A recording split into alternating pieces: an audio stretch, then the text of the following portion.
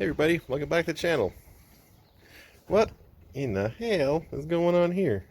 Well, we're doing some work. Getting ready to pull the heads.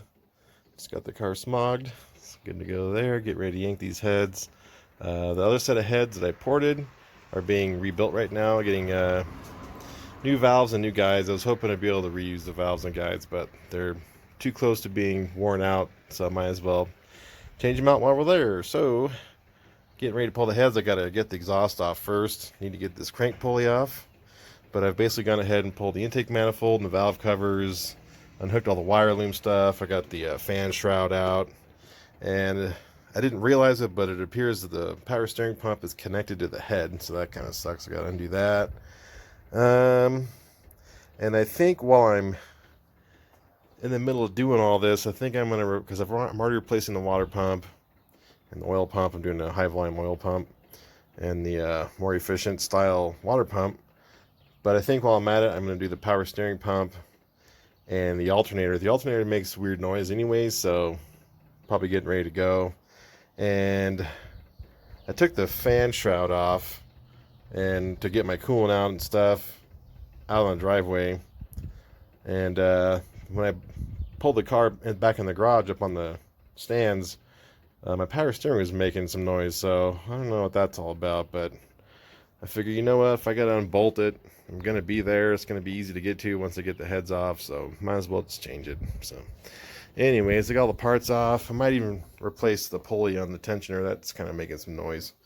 So got all this stuff off, and I'm starting to kind of like set everything up over here, all my goodies. So I got new valve springs and new Viton seals, which are sweet. This is the Melling high volume oil pump with the steel backplate. And I got an oil cooler fitting that I got used, but I got a new oil cooler. And these are Steeda underdrive pulleys because I'm pulling the pulleys off. Might as well do those while I'm there. So, and this is a water pump I got off of Summit. It's basically like an Edelbrock water pump. The Edelbrocks were out of stock, and this one was a bit cheaper, so I figured, you know, I'll give it a shot.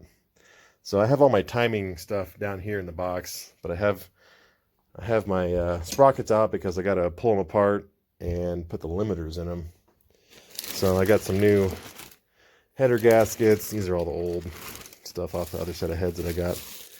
Anyways, where did those go? Oh, here they are.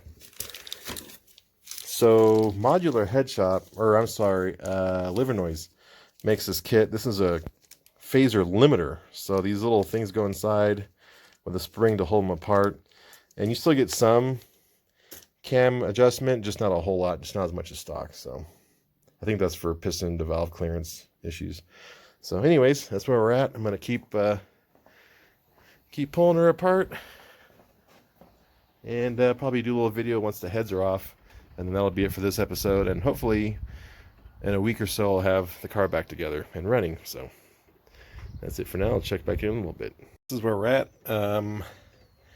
You have to take the power steering pump off to get the head off. It's not too hard. I also pulled off the oil filter housing. Reason is I'm pretty sure it was leaking. It's kind of a common problem with these. Plus, I need to clean it up and everything. Get my oil filter adapter, or my oil cooler adapter on there. But this is the gasket. I didn't see anything super obvious where it might have been leaking, but I think it was. I think it was leaking from that little spot by my thumb right there. But anyways, there was a lot of sludge around this spot, so got a new one of those. Like I said, that's a common issue with 4.6s. They leak from those. But, yep, it's got the front cover off. Got it soaking right now. I'm going to get it cleaned up. Yeah, everything looks pretty good. The guides are still all in one piece. I did notice that this chain tensioner had already leaked down and I could squish it a little bit, which is one of the issues with these motors. These chain tensioners, the gaskets, the older style, they get leaks easily. So what happens is when you shut the motor off, the pressure leaks out of them, and then the chains get sloppy when you start up. They clatter a little bit until the oil pressure builds back up. So we got new ones of those with the timing chain kit, so no big deal. So need to get the H pipe off of here, and then all the timing accessories, all the chains and stuff. So then I can pull the heads after that. So I'm gonna get the timing stuff off right now and go pull the exhaust, and then we'll get ready to pull these heads. And we'll report back once I get to that point. Alright, so last little clip of this video. I got my front cover all cleaned up. I got the heads off. Just so you know, there's a ground strap on the back of the driver's side head that you don't really notice. I was pulling it off and then I got stuck, so I had to set it back down and undo it. But I mean, heads are wet because they got coolant coming out of them when I pulled them up. But overall, they look pretty good, pretty clean. Nothing crazy. I don't see any weird buildup or anything. And went ahead and pulled off with the manifolds, save myself some time. I'm really hoping I can put the headers on the new heads and drop them in. That would save me a ton of time. But oh yeah, here's some of the timing stuff. So, as to be expected, there's some wear in here. You know, it's normal. It's plastic. It's a metal chain, so pretty good wear right there.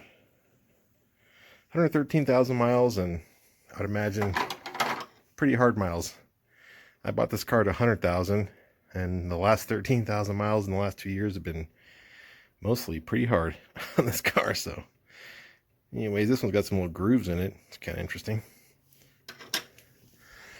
But the timing setup on this thing is pretty simple.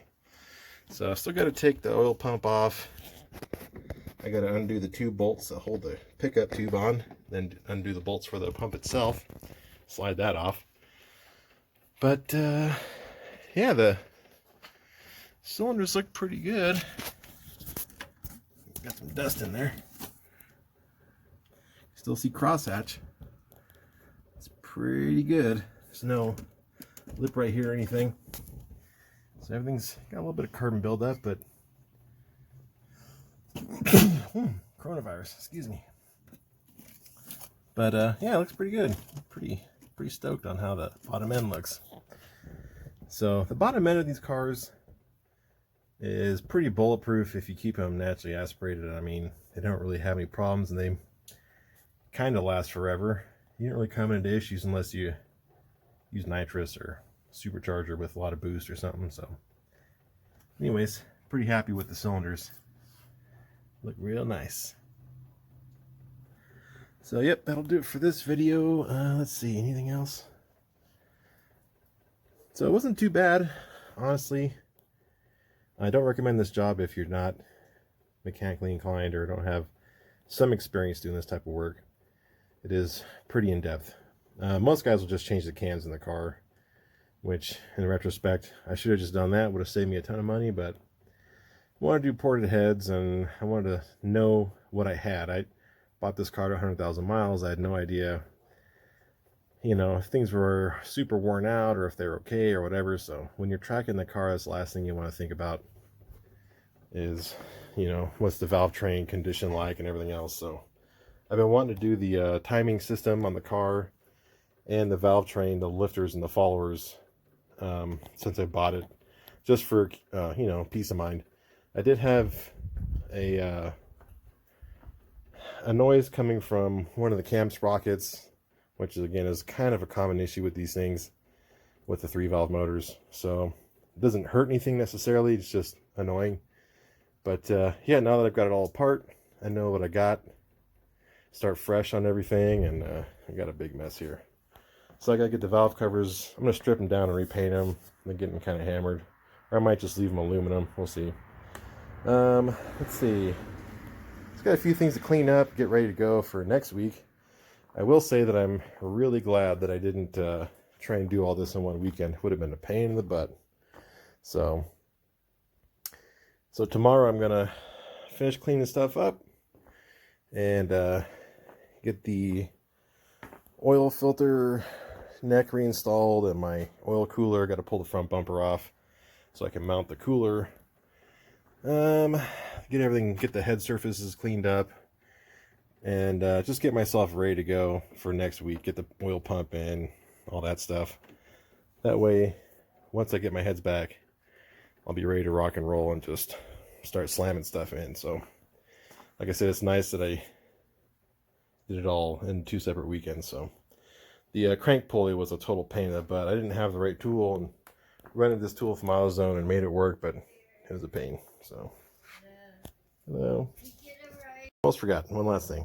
I want to show you guys how these chain tensioners. This is the chain tensioner. This is hydraulically controlled with oil. Keep pressure on the chain. I want to show you how they fail. This brown thing around here is the gasket. And what happens is they blow out. They start pushing out oil pressure. So you lose pressure on the actual cylinder here that controls the tension.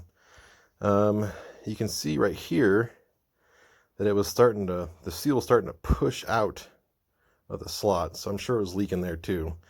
And the other one wasn't broken like this, but it was pushed out on one corner. So I think the other side was probably leaking too. So supposedly the new design, which I got with the timing system or the new timing set, will fix that. They use a different gasket, I guess. So should have used the metal ones, but honestly, it's not a race motor. I'm not super concerned. A lot of guys will run the MMR timing chain guides and all that stuff, but it's a ton of money to do all that. So I figure if I made it this long on stock stuff, it'll make it for as long as I own the car. So anyways, so that's it for this episode. Hope you guys enjoyed it. If you have any questions about the process for doing all this stuff, I'll try and answer what I can. I'm learning as I go as well. So anyways, until next time, we'll see you later.